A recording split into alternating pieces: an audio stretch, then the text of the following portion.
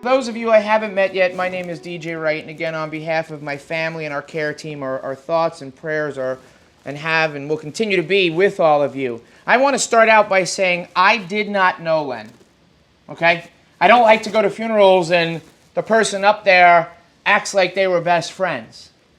I wasn't. But, right, River? Exactly. But I can tell you, I have a pretty good idea on who Len is because I got a beautiful chance to meet his children. His favorite daughter, and, you know, one of his favorite sons and the other two as well. But through their kindness, compassion, and genuineness, I got to know a lot about their dad. And honestly, he's one of the ones I wish I could have met. But I'm meeting him through River and through all of you as I've heard the stories today. So we're going to do a couple things today, one of which is share some words that I think Len would want you all to hear today. And I also want you to know we're going to give you the opportunity to share something from your heart. You don't have to have it written. I always tell people when you come from right here, that's the best spot. So know that you will have that opportunity. And for those of you watching in the back room, again, as I explained, Michael will call you forward and give me the signal for you to come here and speak when the time comes. Following our time today, you're all going to be invited to join with the family across the street at The Rock. Most of you know where that is. It's literally across the street. It has a huge parking lot. As a reminder, we ask all those families that are gathered with us to not walk across the street. We're going to ask you to drive across the street for your safety. If you do spend a little extra time at the restaurant tonight and need to leave your car in our back parking lot, you are welcome to do that. I would just ask you to call the funeral home and let me know that your cars are going to be here. That's absolutely fine. And if anybody does need a ride, we're happy to provide that as well. Just give us a call.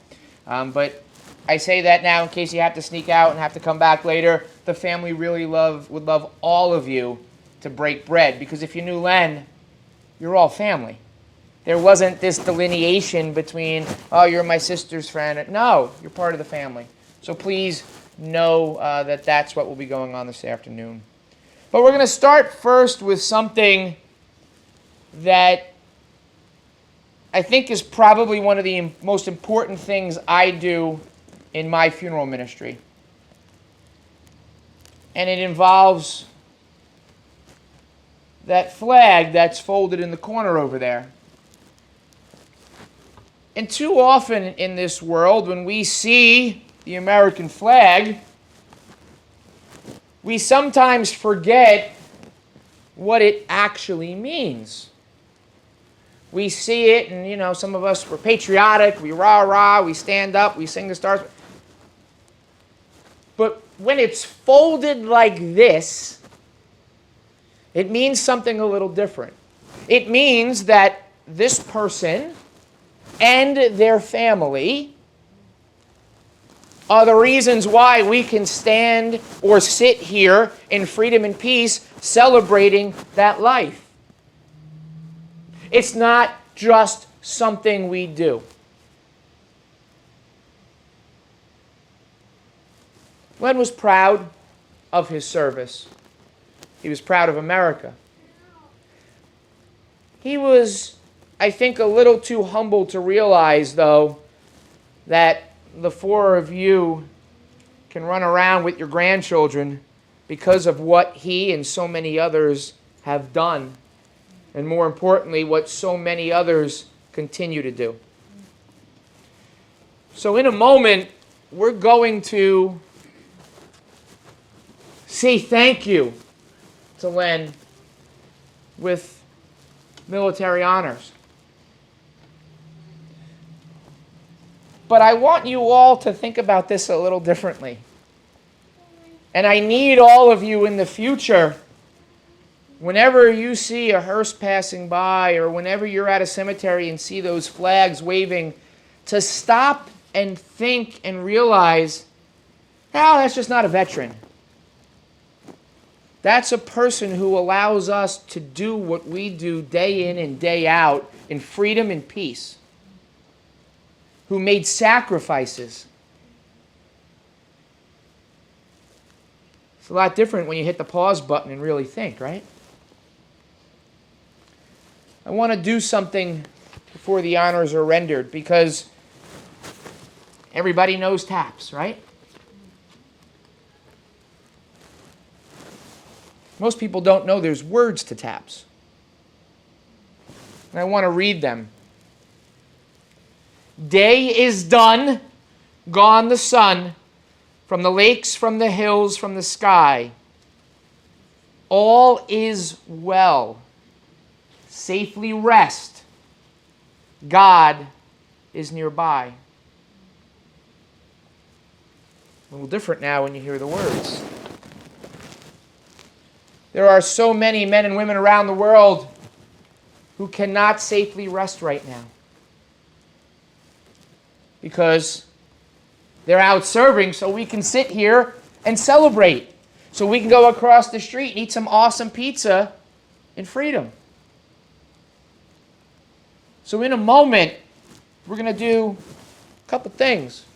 We're going to stop and say a prayer, not for your dad, and not for all those who've gone before, but rather for the men and women who are going to come forward, and the men and women who are around the world right now and their families serving so we can sit here in freedom and peace. I've been privileged as a funeral director to travel all over the world during my state presidency, and like grenades going off, snipers, like that's a real thing at funerals.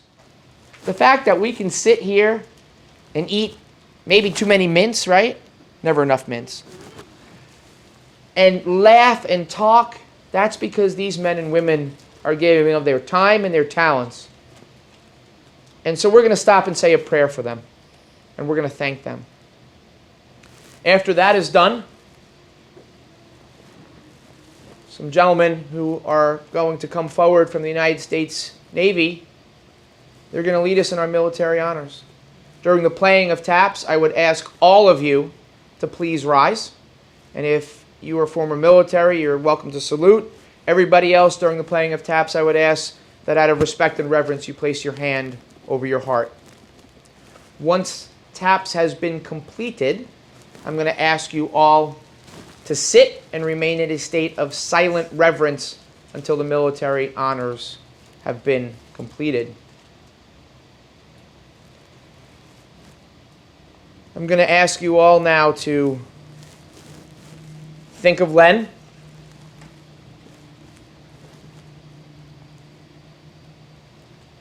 Think of somebody else you know who's faithfully served this country. I want you to think of that image of our flag flying over our national cemeteries. You all can do that. I know you can. And more importantly, I want you now to picture men and women who are not strangers, but rather your brothers and your sisters, our brothers and our sisters, serving around the world so we can stand here in freedom and peace. And let us say a silent prayer for them.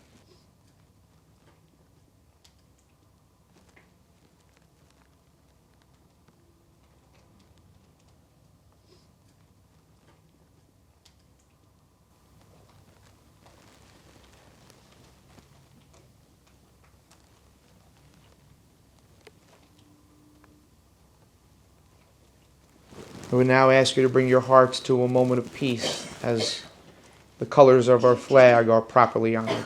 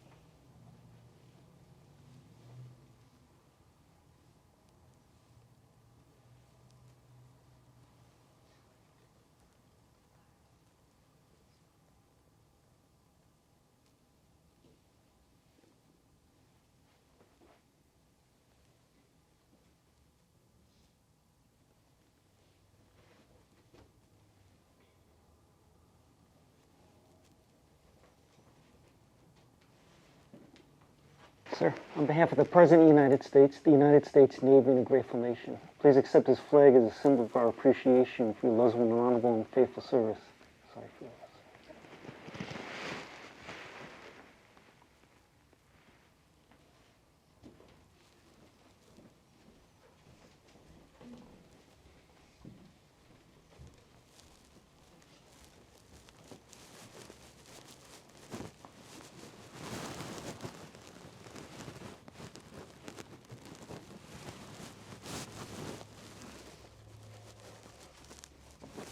I'll give you all a moment to get your tissues, please. That's a beautiful and well-deserved tribute. I wanted to also point out, and they don't like when I do this because they're so humble, but I think it's so worth it. That gentleman that was standing off playing the bugle live, his name is John, and he's a volunteer with Buglers across America. These men and women give of their time and talents and go wherever is needed to ensure that every one of our brothers and sisters who faithfully served has taps played live and not on a recording like is usually done. So we thank the men and women of Buglers across America for, again, giving of their time and talents and inspiring all of us to maybe look inside and do what we can do or in our own special way and give back to those who need it the most. So we thank them for that. So where do we start when we talk about Leonard Whitney? And I smile because I could have gone 1,000 different ways with this. Your old man gave me a lot of good material.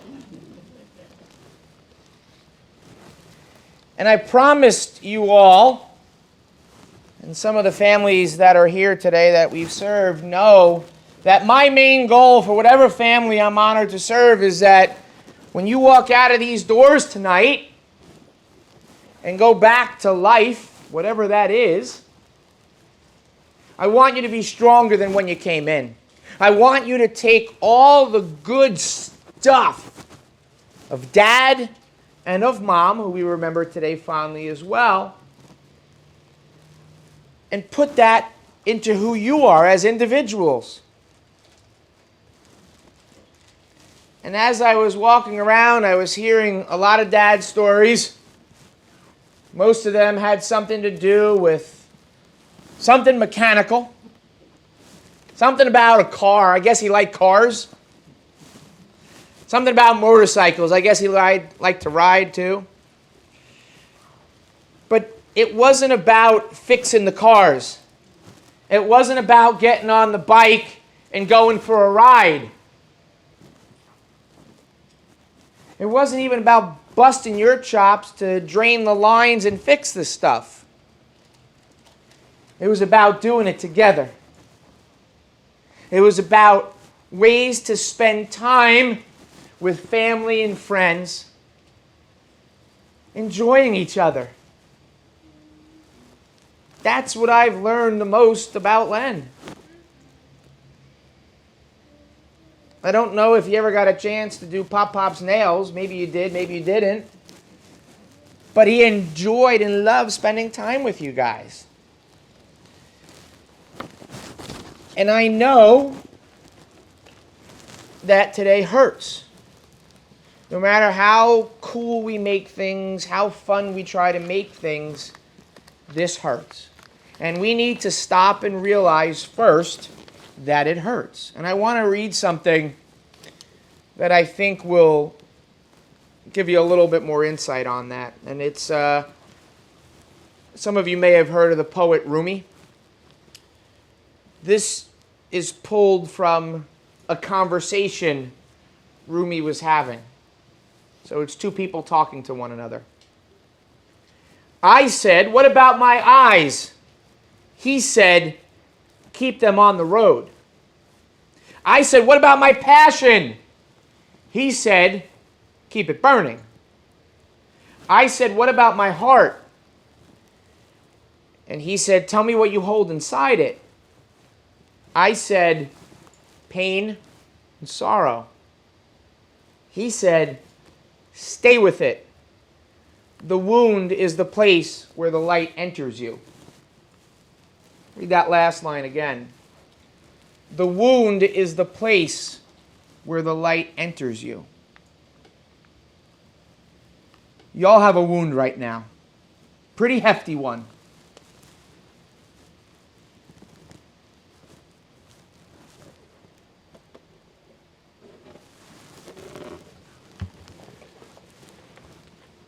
It's been a long time since Dad had to say see you later to his better half. Think about that wound. That's why on the bottom it says, the pain of parting is nothing to the joy of meeting again. He missed your mom every day. We know that. He wasn't shy about saying it. But did it stop him from living and enjoying? Beginning? Yeah, of course. But it didn't stop him.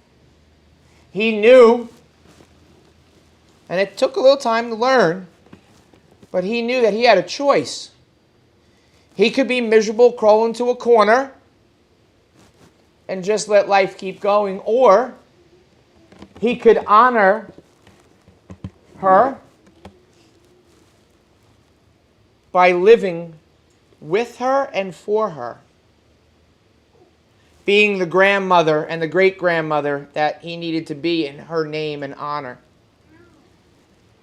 being the mom in some ways to the four of you.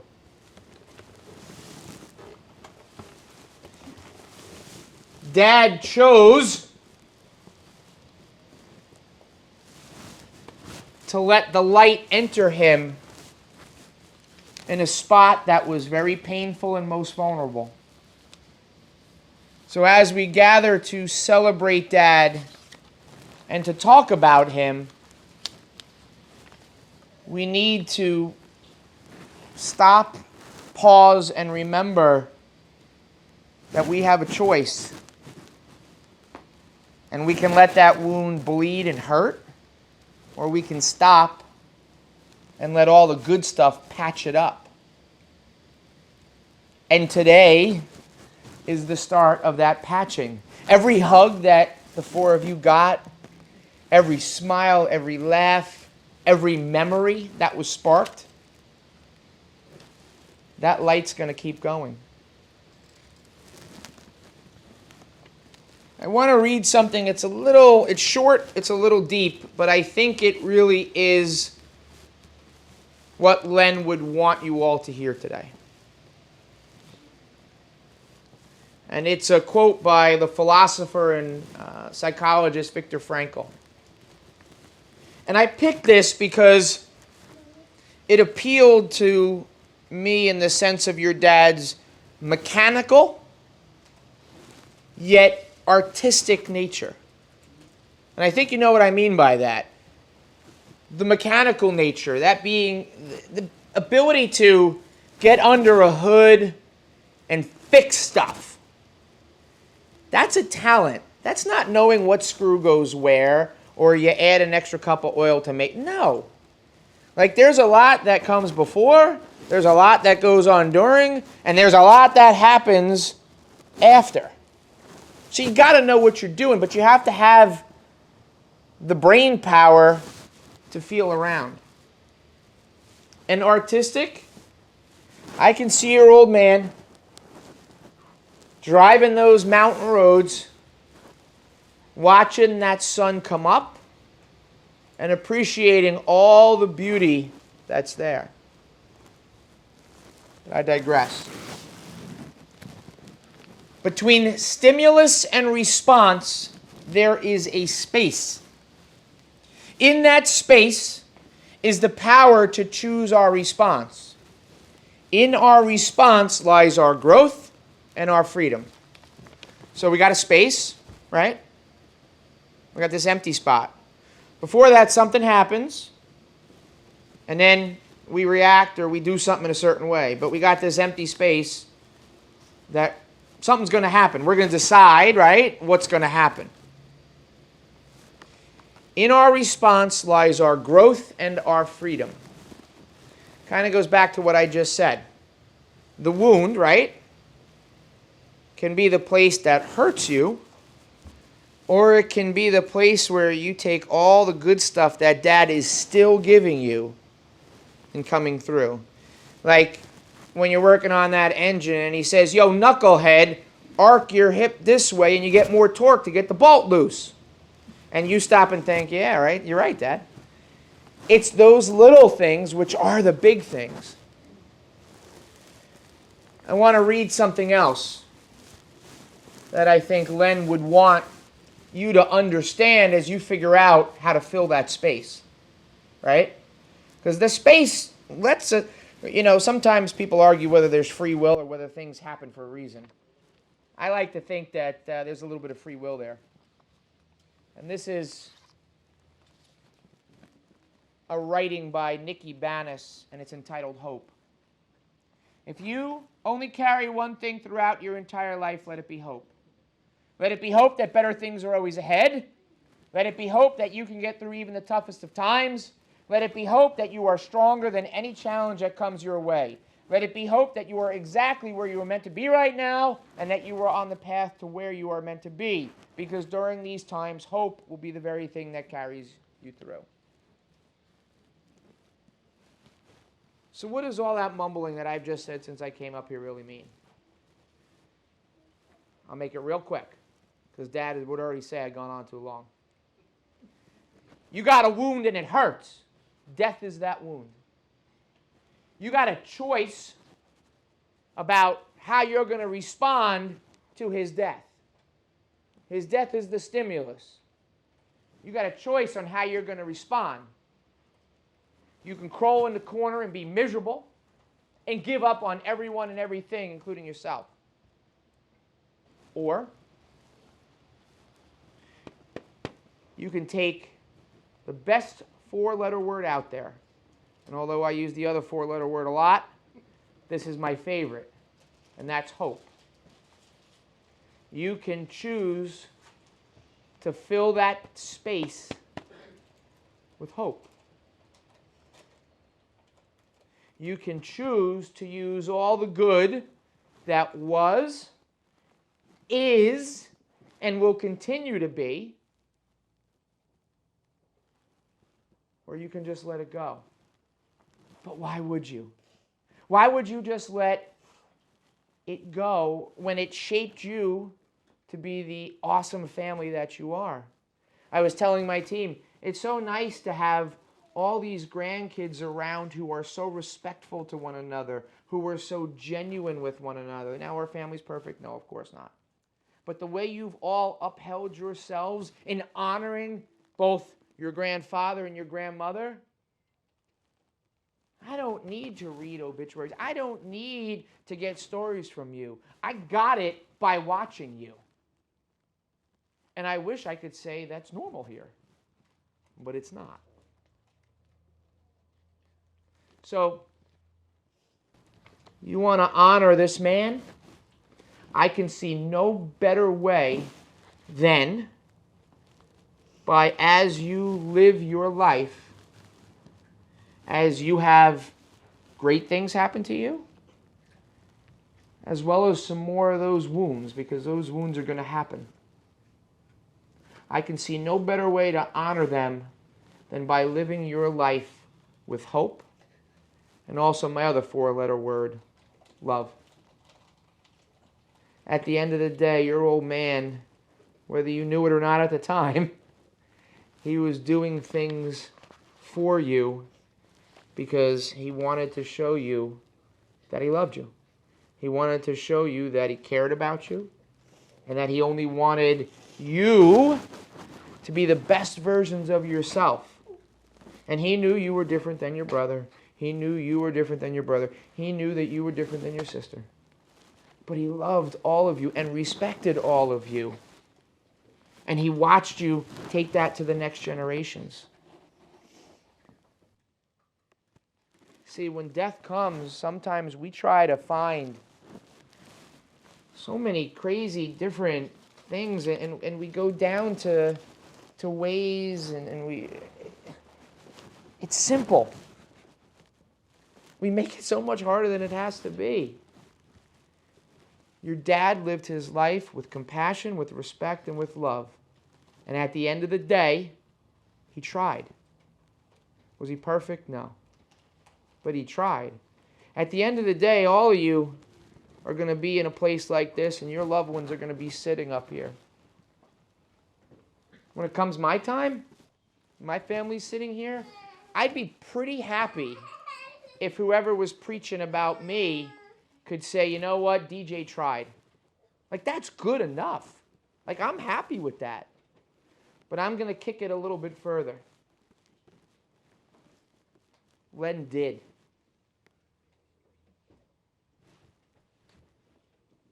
He not only tried, but he did. And I'm going to take it even further. He does.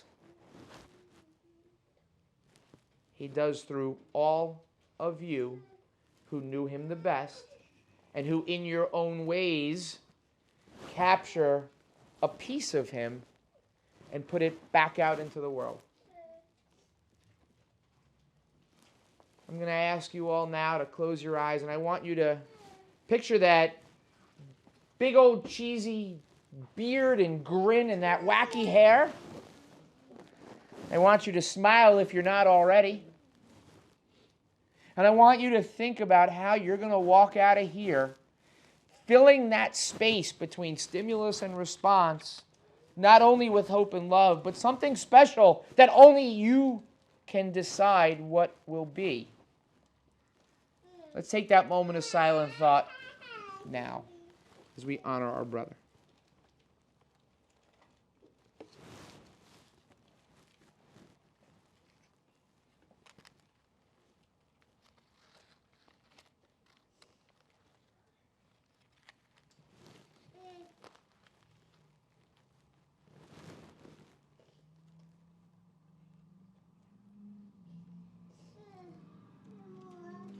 I said at the beginning that we were going to give a chance for anybody who wishes to speak from the heart the opportunity to do so.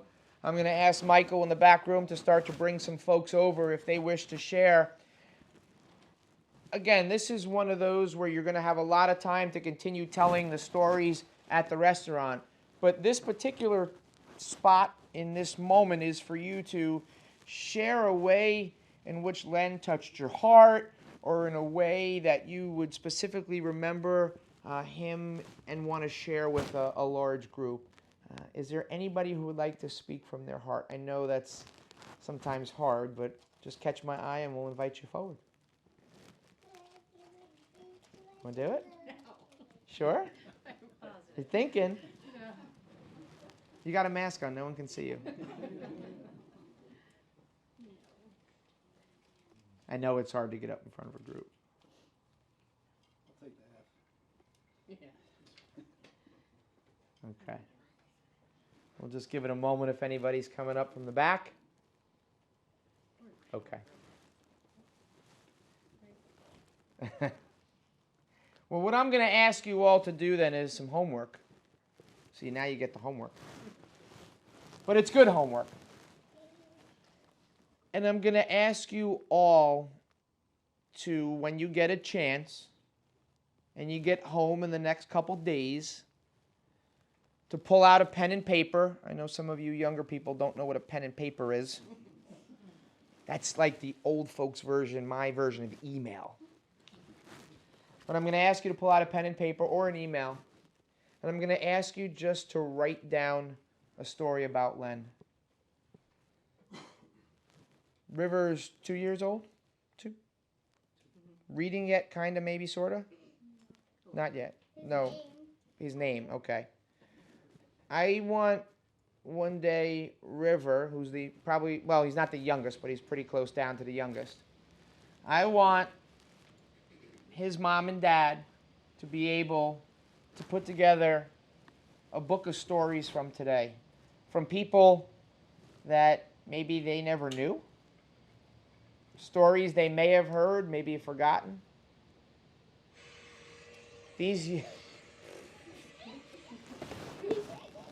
Good job, buddy. they want to and they deserve to know who their great pop is. And only you all can do that. Even some of the older cousins. You guys have stories that they don't. Please write them down. Imagine how you would feel if you were sitting in the front row and a couple weeks from now, after you have a wound in your life, you got some amazing stories about that person you loved. Even if it's ones that you already knew. Just the fact that somebody else was thinking about them. I'm going to encourage all of you to get those stories to the family. If you don't have their contact, send them to me. Our contacts are everywhere. I will get them to the family. Please just think about those stories, get them to us, and it's a good homework assignment.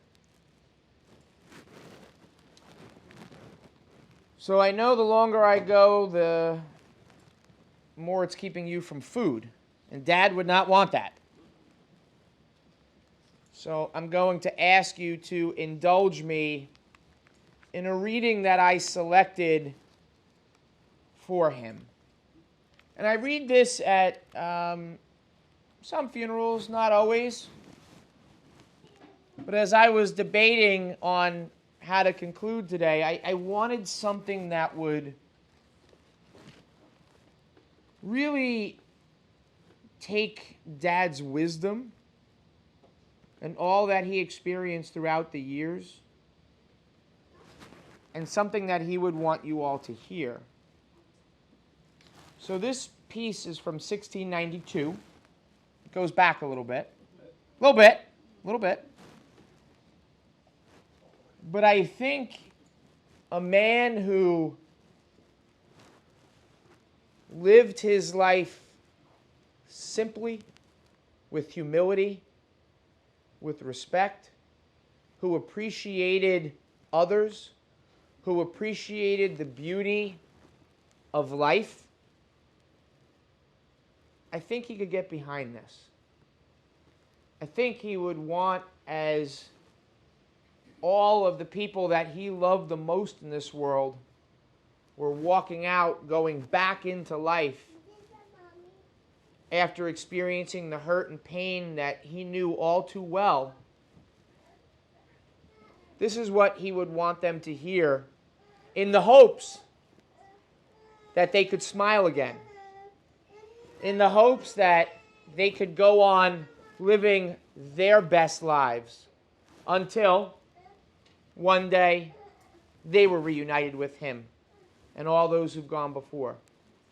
So this is entitled Desderata, and it was written in 1692.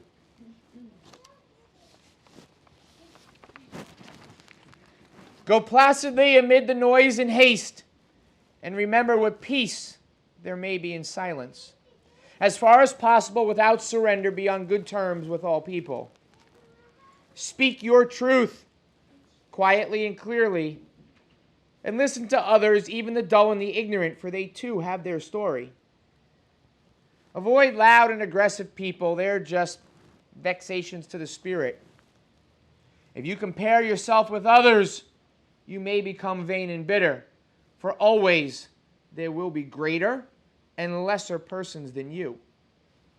Enjoy your own achievements as well as your planning. Keep interested in your own career, however humble. It's a real possession in the changing fortune of time. Exercise caution in your business affairs, because the world is full of trickery. But let this not blind you to what virtue there is. Many people strive for high ideals, and everywhere life is full of heroism. Be yourself. Especially do not feign affection. Neither be cynical about love, for in the face of all aridity and disenchantment, it is as perennial as the grass. Take kindly the counsel of the years, gracefully surrendering the things of your youth. Nurture strength of your own spirit to shield you in sudden misfortune, but don't distress yourself with imaginings. Many fears, they're born of fatigue and loneliness, Therefore, always, always be gentle with yourself. You each are a child of the universe. No less than the trees and the stars, you have a right to be here. And whether or not it is clear to you, no doubt the universe is unfolding as it should. Therefore, be at peace with God, whatever you conceive him or her to be, and whatever your labors and aspirations in the noisy confusion of life, keep peace with your soul. With all its sham, drudgery, and broken dreams, it is still a beautiful world. Be careful and always strive to be happy. 1692.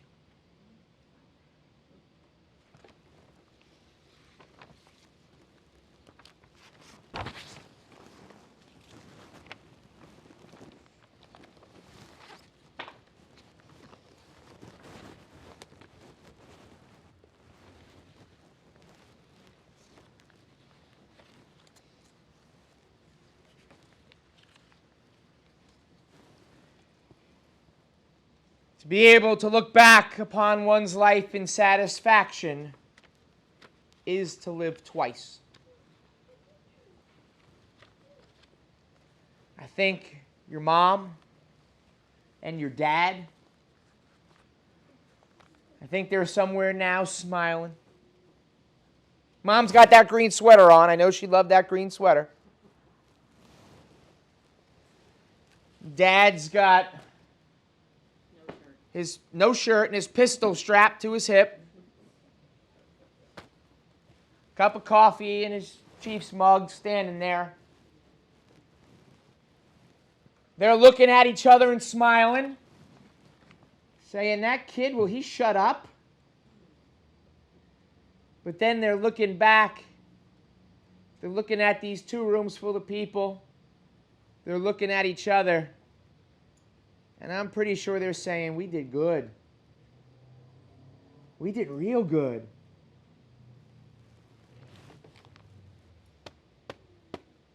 To be able to look back upon one's life in satisfaction is to live twice.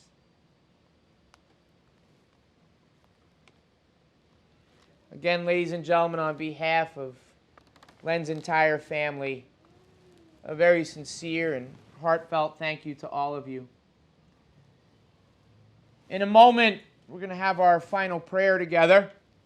And then I'm going to ask everybody to remain where they are in a state of silent thought and reflection.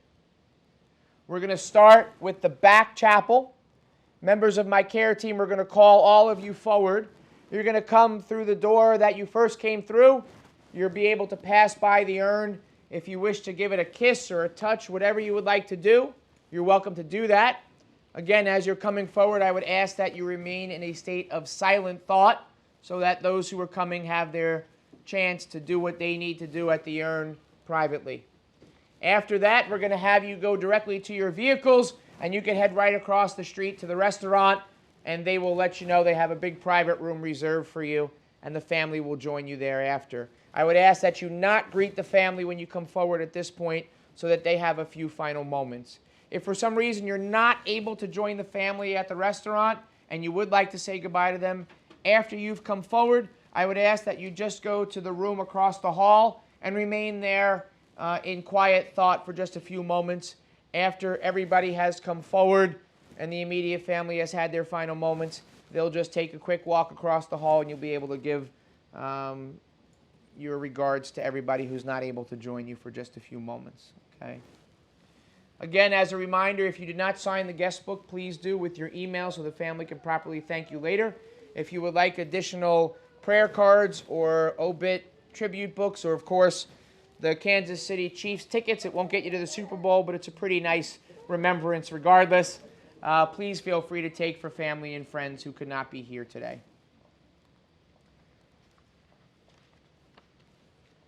I thought about how I was going to end this, and we have a few of your friends and your dad's friends who are here today, and I knew they were coming, and I thought it would be appropriate for a lot of reasons to do the same prayer that I ended their father's funeral with a couple weeks ago. And I wanted to do that because hope and love, they affect us all. But light is also something that we all have in our hearts no matter where we go. And this is entitled The Blessing of the Light. So I'm going to ask all of you, even if you're in the other room, I'm going to ask you all to rise and outstretch your hand towards our brother and our sister. And let's send them off with the same light and love that we do to all those who've gone before. If you would all rise, please. Let's get our arms outstretched towards our brothers and sisters and with all the love we have. Elizabeth and Len, may the blessed sunlight shine on you like a great peat fire, so that strangers and friends may come and warm themselves at it. And may light shine out of the two eyes of you both forever, like a candle set in the window of a house, bidding the wanderer come in out of the storm. And may the blessing of the rain be on you both. May it beat upon your spirits and wash them fair and clean, and leave there only a big shining pool where the blue of heaven shines and sometimes a star or two. Len and Elizabeth, may the blessing of the earth be on you both, soft under your feet as you drive with your hair blowing along its roads, soft under you both as you lie out on it, tired at the end of day. And our friends, may it rest easy over you both when at last you each lie out under it.